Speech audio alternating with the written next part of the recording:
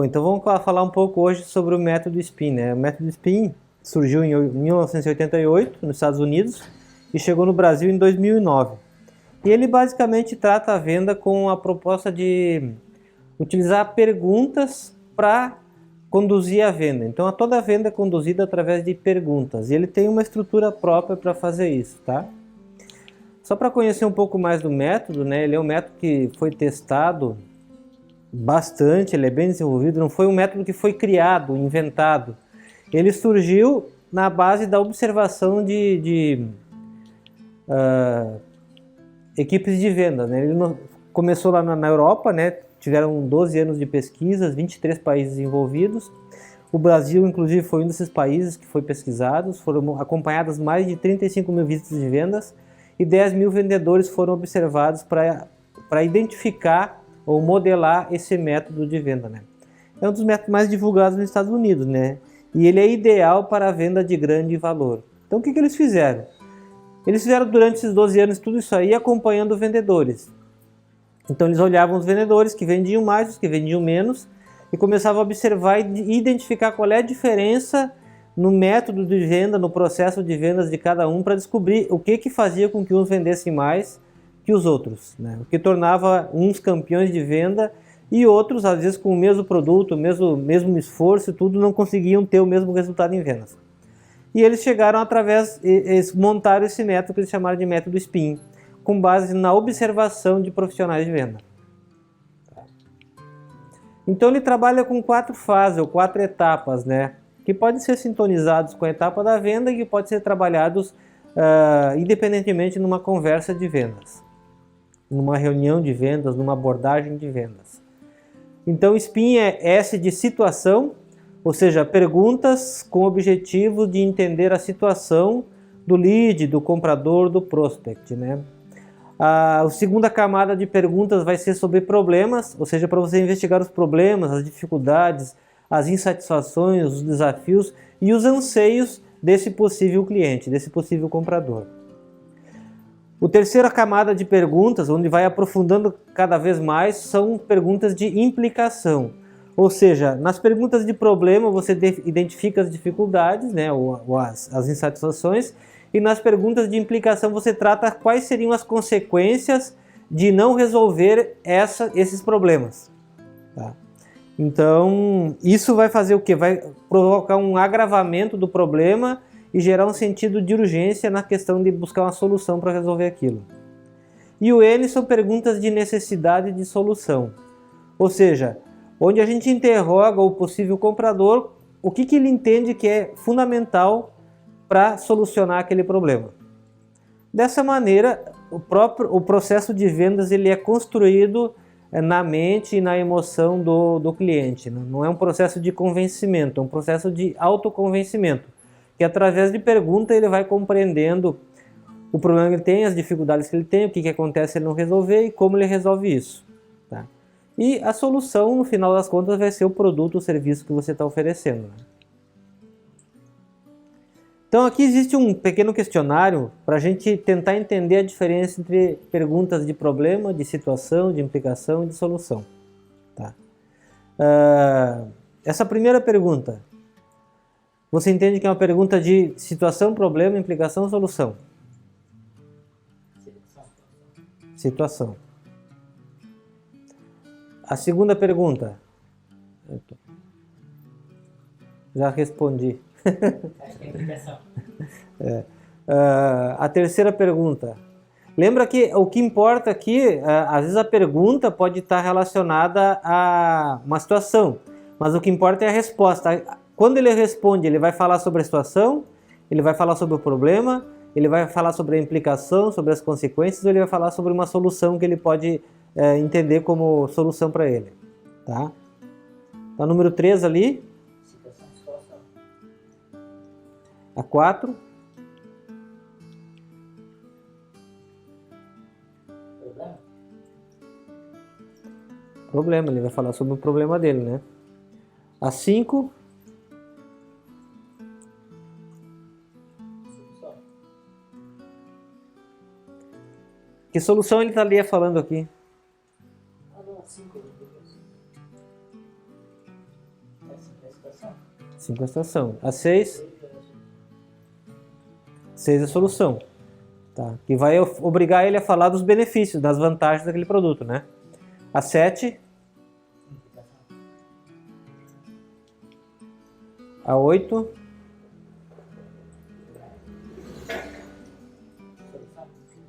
solução. A 9,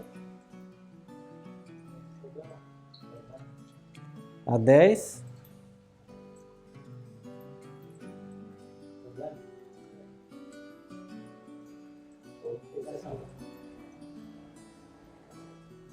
isso já estaria sendo o problema, isso. Aí vai ser uma implicação, né? A 11, bom, já está falando ali, né? E a 12? Exatamente, porque ele vai implicar, a resposta dele vai implicar numa solução, né? Por que que é bom, importante resolver. Tá. De pegar a lógica do negócio, né? Então tem uma lógica para as perguntas. E a ideia é a gente transformar tudo isso aqui em perguntas relacionadas aos imóveis, né? A gente pode fazer um questionário desse sobre multipropriedade, tá? Para fazer um roteiro SPIN para multipropriedade, pode fazer um roteiro SPIN para SPE, pode fazer um roteiro SPIN para produto incorporado, pode fazer um roteiro SPIN para imóvel pronto.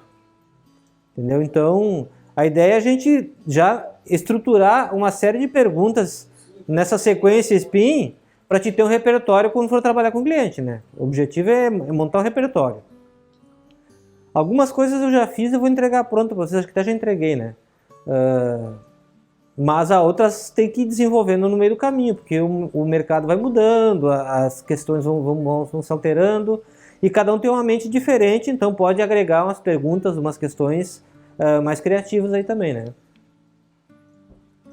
Então como é que funciona isso como resultado, né? As perguntas de situação, elas são utilizadas por vendedores fracos. A pessoa que não sabe vender usa muito essas perguntas. E não é um problema usar essas perguntas, o problema é ficar só nessas perguntas. Eles não avançam na profundidade da questão. É por isso que não vendem, tá?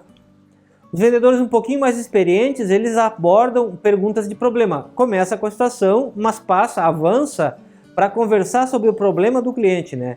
Então isso já é uma característica de um pouco mais de maturidade e de experiência na área de vendas. Perguntas de implicação são pouquíssimas pessoas que usam. Tá? E se você trabalha com um produto de grande valor, você não vai vender sem fazer perguntas desse tipo, que é justamente o nosso caso. E se não trabalhar em implicação, dificulta bastante a venda. Tá?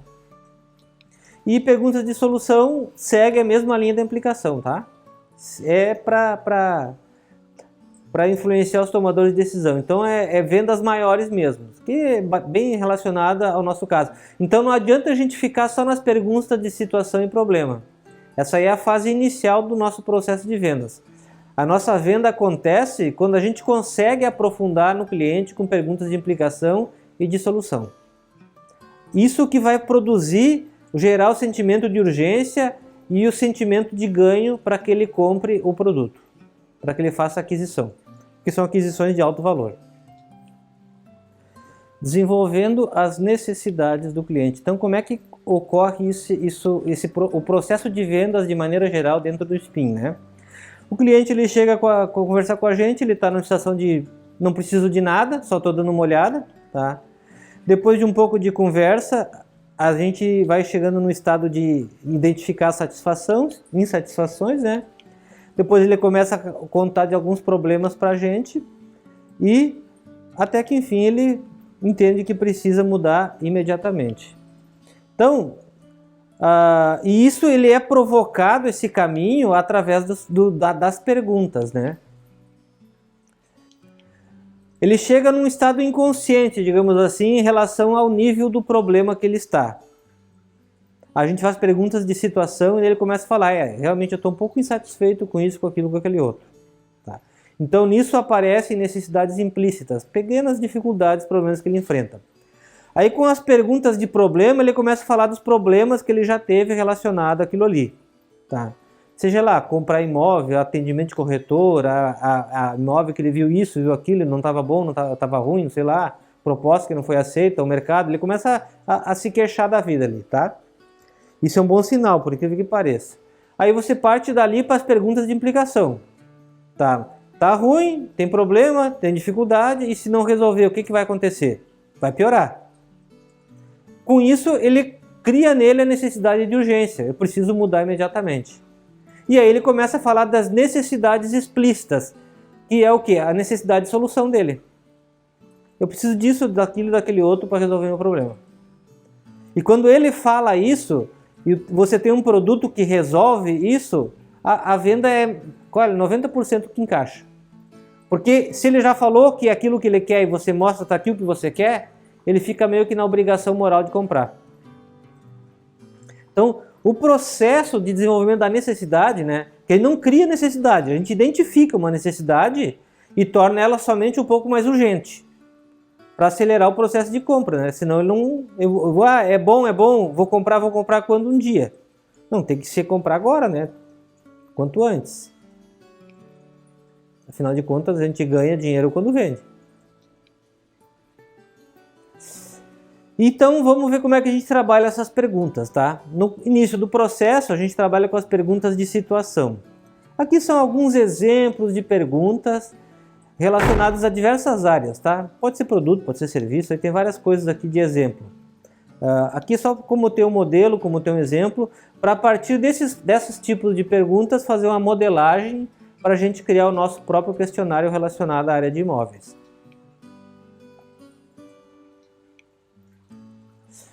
Para que serve isso? Tá. Porque sempre que tu começar a conversar com o cliente, ele vai montar essa balança aí na cabeça dele, ó. Por que comprar, por que não comprar? Isso vai estar sempre passando na mente dele. Então, comprar o quê? Para resolver um problema. Tá? Problema, quando a gente fala problema aqui é bem abrangente, está falando de uma dificuldade, uma limitação, um desejo, um anseio, algo que ele quer e não tem, ou algo que ele quer se livrar, uma dor que ele quer se livrar ou algo que ele quer conquistar. Isso é o problema. E o não comprar, geralmente é o quê? Não vale, é preço, é dinheiro. Então, se o problema é pequeno, eu vou pagar pouco para resolver, senão eu nem quero. Então, enquanto o problema não for grande, eu não vou lá e não resolvo. Ou seja, eu não me disponho a pagar o preço para resolver aquilo. Tá? E esse preço às vezes é dinheiro e às vezes é o quê? Às vezes é envolvimento, é empenho em fazer alguma coisa. Tá?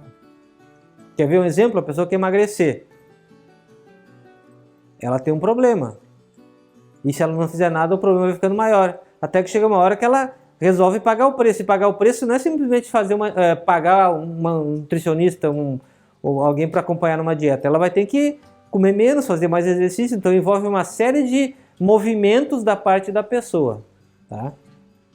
Quando está falando da compra de um imóvel, também não é diferente. Porque ela tem que fazer visita, ela tem que fazer orçamento, ela tem que ver banco, ela tem que ver um monte de coisas para decidir pela compra ou não. Né? Então, o problema, ela pensa o seguinte, o problema que eu tenho é grande o suficiente para eu investir nessa solução, para colocar dinheiro nisso? Aí a resposta dele vai ser sim ou não. Se for sim, ele avança no processo de compra. Se for não, ele para. É quando o cliente para de responder para a gente. Por exemplo. Ele não tem um problema, ou o problema que ele tem ele não considera grave. O suficiente para avançar. Aí a gente parte para perguntas de problema, que é justamente para quê? Para identificar esse problema, para depois a gente poder dar um peso devido para esse problema, né? Que às vezes não está vendo a gravidade do problema. Então aqui também alguns exemplos de perguntas relacionadas a várias áreas de negócio, e a ideia é usar esses modelos de perguntas para modelar perguntas relacionadas ao nosso mercado, ao nosso negócio. Então, se a gente tem um problema, por exemplo, no nosso caso, difícil de usar não se aplica aqui, mas, por exemplo, localização. Essa localização não é boa. Aí o que ele acha? Não, tá muito caro, porque eu não gostei do lugar. E acabou a conversa. Aquilo ali ele não vai comprar porque ele não gostou do lugar. Ele acha que aquele lugar não vale o preço que estou pedindo aquele imóvel. Estou pedindo lá 500 mil por um imóvel em tal lugar. ele acha que aquele tal lugar não vale. Não, nesse lugar aí valeria, sei lá, 400. Então eu não quero. Aí o que a gente vai trabalhar? Com necessidades implícitas, né? Ou seja, na cabeça dele, implicitamente, ele acha que não vale, porque aquele lugar lá não vale o que estão pedindo. O preço do metro quadrado naquela região está muito acima da realidade que estão pedindo. Ou seja, a gravidade do problema é baixa. Não vale a pena investir nisso aqui. Então a gente trabalha com perguntas de implicação. Tá. Por exemplo, sobre localização, a gente poderia falar: você sabe quanto esse bairro está valorizando aqui nos próximos 3 anos? Você viu a tabela FIPE-ZAP de valorização dessa região? Por exemplo, quer ver um patinho feio, mais ou menos feio, em Ingleses. Ingleses é uma região de praia onde o metro quadrado não está muito caro, está baixo. Mas ali, segundo a tabela FIPE-ZAP, tem 17% de potencial de valorização nos próximos anos. Ou seja, se compra hoje por, sei lá, 9 mil, 8 mil, 10 mil metros quadrados, ele vai subir para 15. Entendeu? Então, a potencial de valorização é grande. Hoje pode não parecer um bom negócio, mas daqui 3 anos, 5 anos vai ser. Então, pode ser um bom caminho para investir. Agronômica, o potencial de valorização da região é baixo, porque já está no topo. Então ali para te comprar, tu tem que achar no metro quadrado baixo já para valer a pena. Não vai comprar pensando que ele vai valorizar mais. A valorização vai ser pequena. Então você tem que trabalhar para ter maior lucro imobiliário, ou seja, comprar barato. Então dessa maneira você trabalha, por exemplo, localização, para o cliente entender por que uma localização é boa ou não é boa. O que ele tem que buscar nessa localização, o que ele tem que buscar naquela localização. Numa ele busca valorização, na outra ele busca rentabilidade, né? Lucro imobiliário, comprar barato. Barato eu digo abaixo do mercado, né? E a partir daí surgem as perguntas de solução, né? Que vantagens, que benefícios você vê em comprar numa região que vai valorizar 20% em um ano? Ele vai falar sobre solução. Que vantagem você vê comprar 40% abaixo do preço de mercado numa região que já está valorizada? Exemplo de agronômica. O primeiro exemplo foi do Ingleses. Então assim você vai trabalhando a necessidade de solução e vai agregando peso no problema. Tá? E o que acontece com isso? Daí o valor, se justifica o valor que está cobrando. Não, então realmente o preço está justo.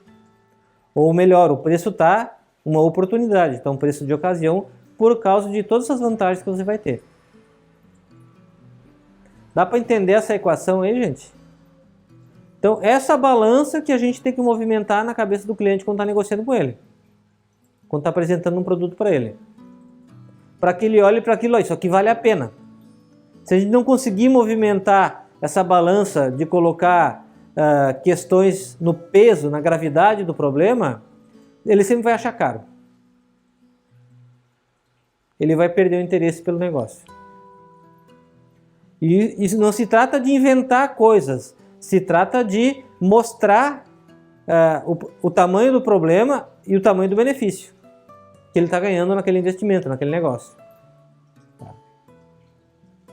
Então, a partir daí a gente empilha benefícios para fechar a venda, para gerar a sensação de ganho. Então aqui tu gera a sensação de urgência, trabalhando a gravidade do problema, e tu gera o sentimento de ganho empilhando benefícios. É o que precisa para fechar uma venda. Sentimento de urgência e sentimento de ganho.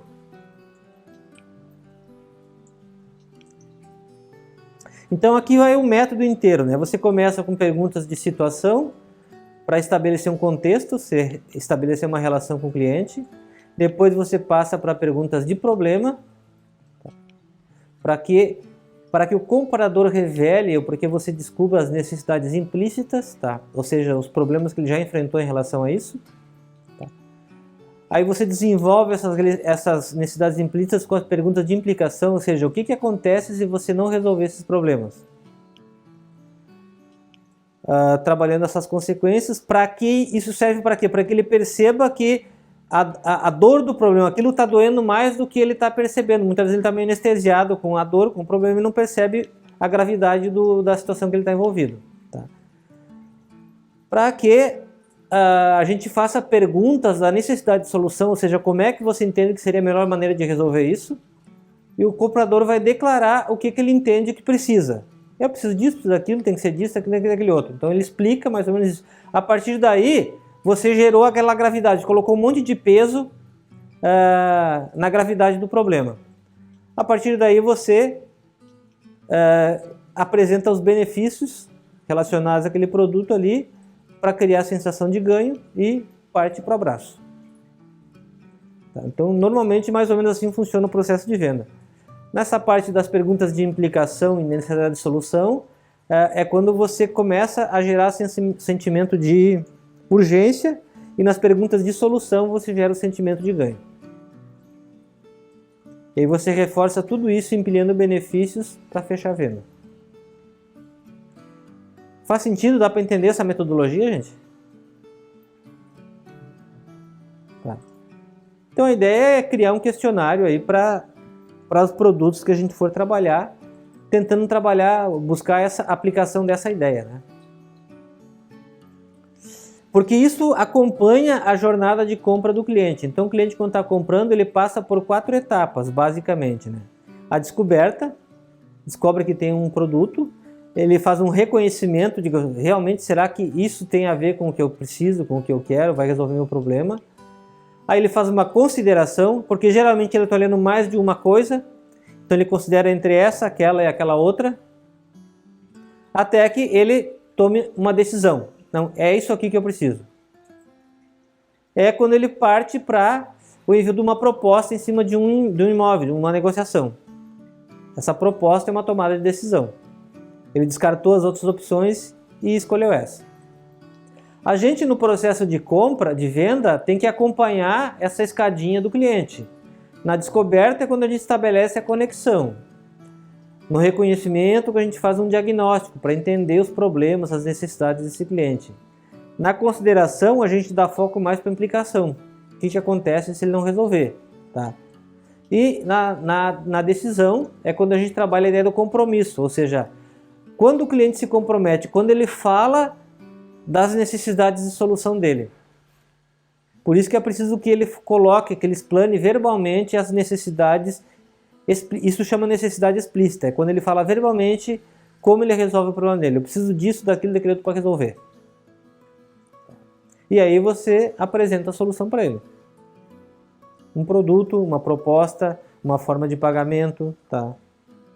Um imóvel X, PTO lá, que se encaixa com o que ele está buscando. Então, nesse processo acontecem duas coisas importantes, tá, pessoal? Primeira coisa, a autoconfiança do lead, do comprador, vai diminuindo em relação ao negócio, em relação ao mercado, em relação ao produto. Porque ele chega lá no começo todo dono de si. Tudo que ele fala é verdade, tudo que o corretor fala é mentira. O vendedor está falando simplesmente porque quer vender para ele. Quando você trabalha, se você tenta convencer ele de que você está certo, você só reforça isso e você se torna um vendedor chato. O caminho aqui é trabalhar justamente com o processo de perguntas. Situação, problema, implicação e solução. Porque isso vai fazer com que a autoconfiança dele diminua, no sentido de que ele perceber que ele não está tão cheio de razão assim quanto ele pensa em relação ao mercado, em relação aos negócios, em relação a essa área que você é especialista, e que ele começa a confiar mais em você também.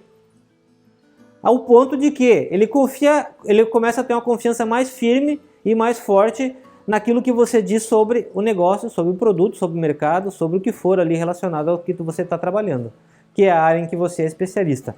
Então, essa autoconfiança tem que ir mudando para confiança no corretor, para confiança no vendedor. Então, esse é um dos processos que acontecem no SPIN. Tá? A autoconfiança do lead cai e ele se compromete cada vez mais com você. Tá? Ele se compromete cada vez mais com aquele negócio. Então, quanto mais ele se compromete com o negócio, mais ele fica menos confiante, digamos assim, ele fica no depoimento de que ele não precisa de nada. E é justamente esses passos que acontecem no processo de vendas que a gente viu ali. A fase de conexão, a fase de diagnóstico, a fase de educação e a fase de compromisso. Ou seja, assumir o compromisso é uma decisão que vocês tomam juntos. Não é só mais uma decisão, não é uma decisão só dele. Então, quando o processo de venda acontece bem, de maneira natural, é assim que funciona.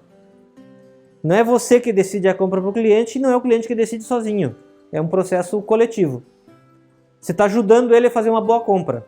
É essa postura que você vai ter que assumir, você tem que aprender a desenvolver num processo de venda. Você é um cara que está ajudando ele a fazer uma boa compra.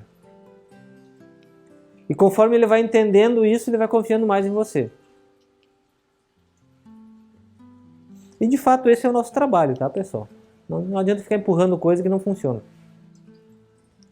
Outra coisa que acontece é o nível de comprometimento. O lead, quando chega, ele não tem compromisso nenhum com a gente.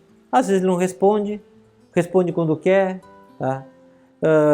Às vezes a gente pergunta, ele não fala nada. Então, essa parte a gente já conhece bem, ou seja, ele não tem nenhum compromisso com a gente. O compromisso dele com a gente é zero, ou quase zero. Conforme a gente consegue avançar nas etapas para perguntas de problema, nessa fase de diagnóstico, ele começa a interagir mais com a gente, começa a dar mais atenção para a gente. Isso significa o quê? Que ele está um pouco mais comprometido com a gente, ou com aquele negócio, ou com aquele produto. Tá?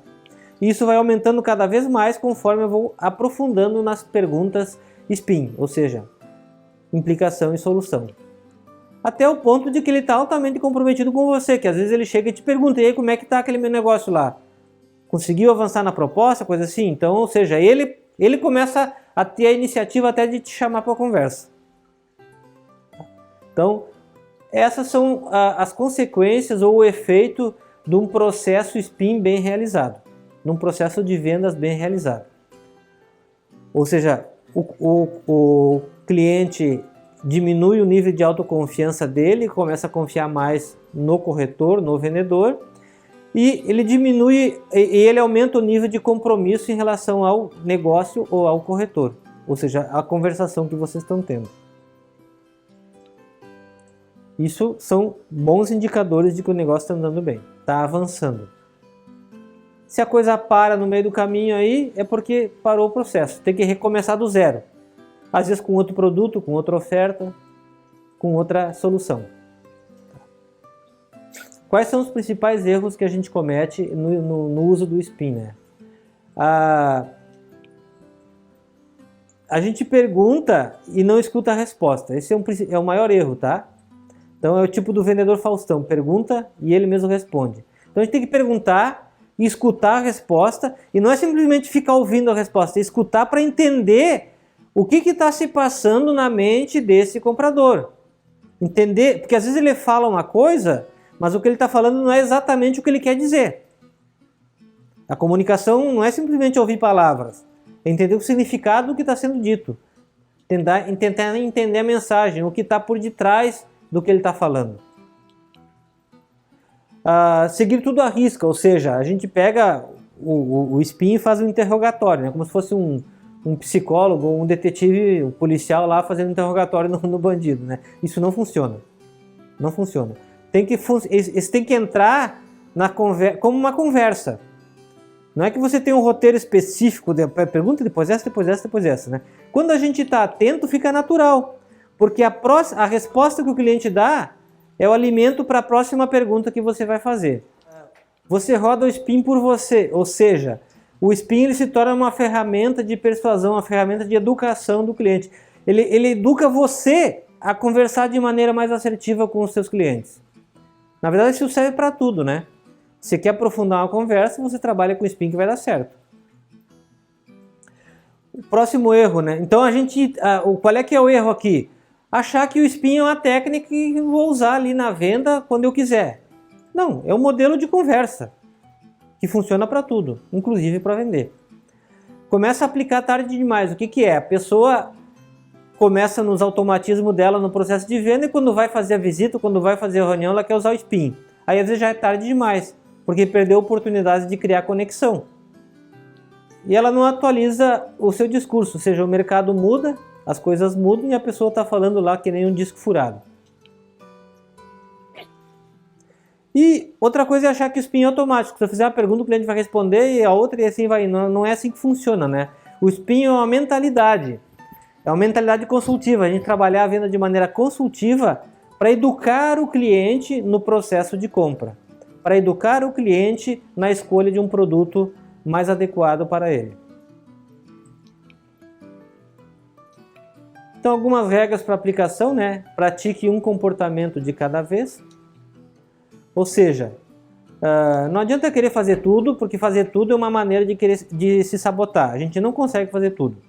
Tá?